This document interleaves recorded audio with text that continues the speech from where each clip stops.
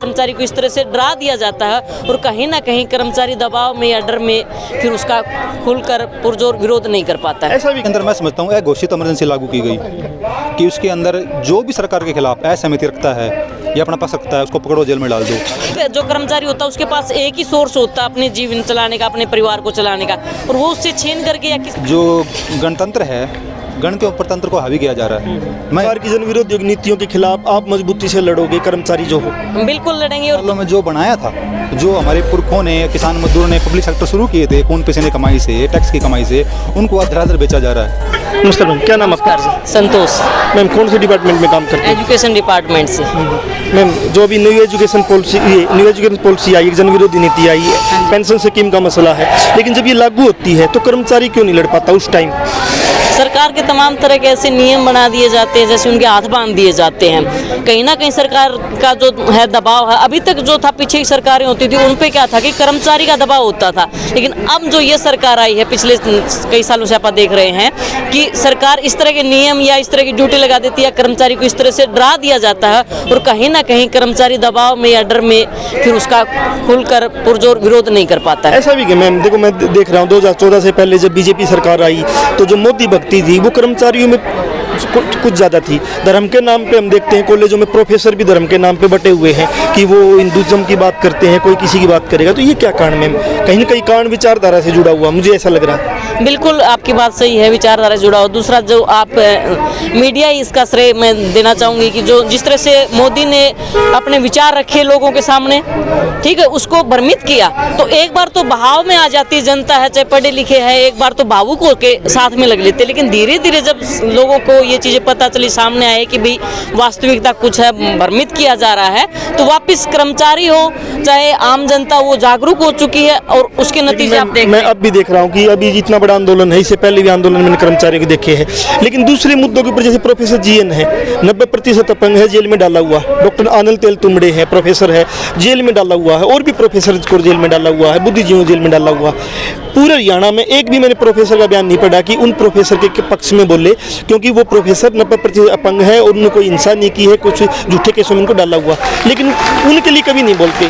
तो फिर ये क्या समझे मैम इस बारे में कि कहाँ आप इकट्ठा हो पाओगे? नहीं, इकट्ठा यही तो, इसीलिए तो देखो अब जब आवाज़ उठ रही, बार बार इकट्ठे हो रहे हैं, तो इसीलिए कि कहीं ना कहीं मैंने अभी आपको बताया कि डर, वो अब एक जो कर्मचारी होता है उसके पास एक ही सोर्स होता है अपने जीवन चलाने का, अपने परिवार को चलाने का, और वो उससे छीन करके या किसी भी चीज़ में उसको, जैसे आपने बताया किसी पत्रकार को या वो अंदर डाल दिया जाता है या किसी प्रोफेसर को अंदर डाल दिया जाता है। और ये डेफिनेटली आपकी जो बात है, मुद्दा बिल्कुल सही कि इसके खिलाफ आवाज़ उठानी चाहिए, लेकिन वही चीज़ है कि अब मंच पे इकट्ठा नहीं हो पाते, लेकिन अब ये चीज़ें वापस सरकार के खिलाफ खड़े होने की लगता कि भविष्य की जो लास्ट 2 साल है सरकार की जन विरोधी नीतियों के खिलाफ आप मजबूती से लड़ोगे, कर्मचारी जो हो।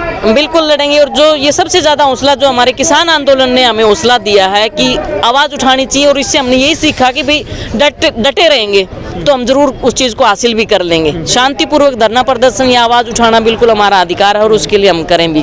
सर क्या नाम आपका? मेरा नाम प्रदीप कुमार है। प्रदीप सर, मैं जानना चाहता हूं कि जिस प्रकार के हालात इस देश में बने हुए हैं, पेंशन के लिए लड़ रहे हैं कर्मचारी, लेकिन दूसरे तबकों की जब लड़ाई की बात आती है तो ये कर्मचारी कहीं ना कहीं खिलाफ खड़े हो जाते हैं। ऐसा है, कर्मचारी लड़ रहे हैं, हर मुद्दे के लड़ रहे हैं, ऐसा नहीं है।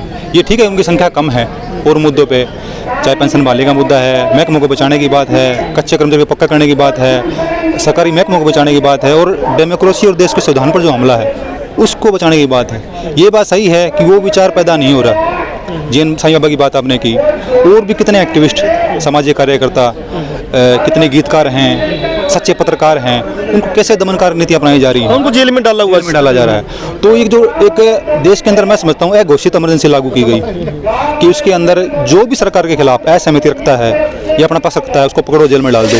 10-10 मुकदमे साथ साथ लगाए जा रहे हैं, एक में बुरी हो तो दूसरे में डाल दो, दूसरे में बुरी हो तो तीसरे में डाल दो। एक ऐसा माहौल बनाया गया है कि जो गणतंत्र है, गण के ऊपर तंत्र को हावी किया जा रहा है। मैं समझता हूँ होना चाहिए कि तंत्र के ऊपर गण हावी हो, क्योंकि डेमोक्रेसी तो मतलब यही है ना कि जनता का राज, हमारे चुने हुए प्रतिनिधि देश के ऊपर राज कर रहे हैं, लेकिन जब जनता के हक अधिकार की बात आती है तो 0/0 है, अपना कोई आउटपुट नहीं है। तो इसको समझने की जरूरत है, देश की जनता को भी सोचना पड़ेगा कि जो राजनीतिक चेतना का विकास तब तक नहीं होगा, तब तक व्यवस्था परिवर्तन नामुमकिन है, मेरा समझना। सर मतलब अभी मैं आपको सुन रहा था बोलते हुए कि कर्मचारी ना वोट के टाइम कहीं ना कहीं बहुत आंदोलन करेंगे, या भी ये नारे लगा रहे खट्टर साहब तेरी फड़क काट देंगे, खट्टर साहब ये कर देंगे, लेकिन वोट के टाइम वही खट्टर को वोट देते मिलेंगे, जात के नाम पे, धर्म के नाम पे, इलाके के नाम पे। ये देखा मैंने, आदमपुर में भी देखा। मैं आपसे ये कह रहा हूँ कि कर्मचारी यहाँ इकट्ठा हो गया, लेकिन जब इस भीड़ से जब हम अलग हो जाते हैं तो हम धड़ों में बढ़ जाते हैं, जात के नाम पर, धर्म के नाम पर, क्षेत्र के नाम पर, भाई भतीजावाद के नाम पर। तो मैं ये बोल रहा हूँ कि राजनीतिक चेतना का विकास, इतिहास को जानने समझने का बात, और व्यापक एकता जब तक नहीं बनेगी ना, वो किसान की, मजदूर की, छात्र की, नौजवान की, पढ़े लिखे लोगों की, सिविल सोसाइटी के लोगों की, इनकी एकता बना करके एक राजनीतिक चेतना का विकास हम करेंगे कि राजनीति जब सब कुछ तय कर रही है तो हमें भी हमारी एक राजनीति तय करनी पड़ेगी। यही मैं समझता हूँ कि व्यापक एकता बना सरकार से लड़ा जा सकता है। और ये जो 70 सालों में जो बनाया था, जो हमारे पुरखों ने, किसान मजदूरों ने पब्लिक सेक्टर शुरू किए थे खून पसीने कमाई से, टैक्स की कमाई से, उनको अधराधर बेचा जा रहा है। तो इसको ऊपर एक गंभीरता से सोचने की जरूरत है और एक व्यापक एकता बना करके व्यापक एकता बना के लड़ने की जरूरत है। जी, थैंक यू सर। शुक्रिया, बहुत बहुत शुक्रिया।